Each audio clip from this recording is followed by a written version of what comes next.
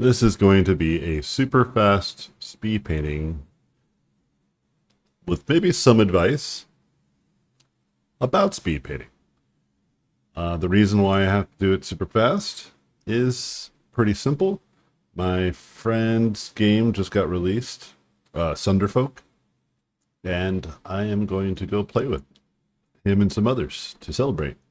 Um, I have like time set aside at the end of the day just in case I get busy to do YouTube videos, and it just occurred to me that I might have double booked. So, but need to be a good friend. And I was thinking, oh, maybe I could do it after we hang out. But I also know sometimes when we hang out till like 2 in the morning, and that would technically put us after the day. So, 5 minute speed painting. Like again, I have these measurements or measures in place to allow me to get a video in meaningfully. So let's talk about speed painting. I'm going to do 5 minutes. And I am going to get wacky.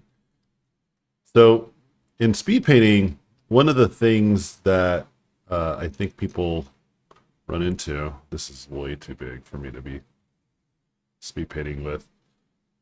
I'm running out of time, Photoshop. Is that it's best served to train your speed when you already can kind of do something in painting already. What I mean by this is that sometimes people will see someone like me speed paint and they'll think to themselves, oh, okay, I just got to do that. And now I'm a concept artist or illustrator, you know? And it's more complicated because someone like me, I've been doing this for many, many years, painting and designing. And so I have a lot of shortcuts in my mind of like the things that I am looking for in a well-established image. And that just doesn't happen overnight. That part is incredibly hard to gain that skill. And the only way that I can honestly encourage people to like basically retrieve this skill is simply put by just training and practicing um, without trying to go fast. Do it slow first. There's a saying, slow is smooth, smooth is fast, right? Meaning that if you do something first slow, it'll be smooth. You'll have a much more effective approach. But if you try to do it super fast without having like done it slow, then it's gonna be hard. Because once you've been able to do it smoothly, then when you do it smooth, you can make it go faster. You can iron out the shortcomings of whatever it might have been that was slowing you down. You know what I mean? And so for me, whenever I do these speed paintings, I'm only like piggybacking off of stuff I've already acquired in terms of skill. I've been doing a lot of these color paintings for the past few years, so I've been getting really good at them. I used to paint almost everything just in value because it's just so much easier. Because when you're painting and designing at the same time, like there's like 3 or 4 different things that are in your mind at any given moment that you're trying to kind of keep track of, like from the design, from the colors to the values to the forms to the line indication. There's so many things.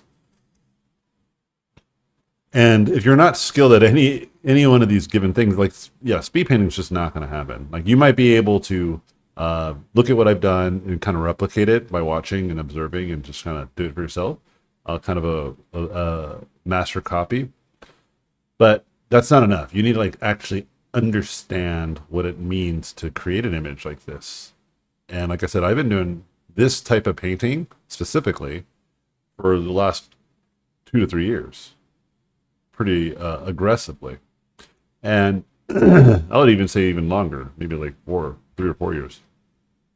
And then prior to that, I was spending, um, several years painting in the way that I'm normally known for, you know? And so to me, it's very, very obvious kind of where these skills come from. And now I'm just trying to like sharpen the blades if you will. But anyhow, let me try to stay focused because I only have a few or like a minute left.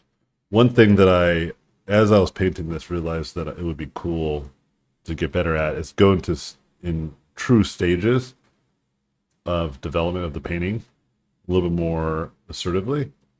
I think that if I create like a mass form stage where I just focus on kind of the larger, more meaningful forms, and then I focus in on secondary forms, and then tertiary, I could probably move even quicker. It just came to me as I was painting this. It's like, ooh, I shouldn't worry about detail right now. I should like worry about that after I've done this, which is normal, and is what I do. But because I have more time, I kind of bounce back and forth from primary, tertiary, secondary forms like all the time. So it just came to my mind. I was like, these speed paintings, I can try to be a little bit more. Time ran out. A little bit more crafty, but yeah, I mean, this is all I'm gonna do. So I'm gonna go hang out with my buddies. Sorry for a short form video. Hopefully, this piece of quick advice gives you guys something to chew on. I'll keep the colors as they were. I think that's fine. Um, and yeah, I'll see you guys tomorrow. I'll make it up tomorrow. I'll do a long form video tomorrow. I don't know how long, but more than 5 minutes, 100%. Cheers. You guys have a good rest of your evening. I'm gonna go play some Sunderfolk.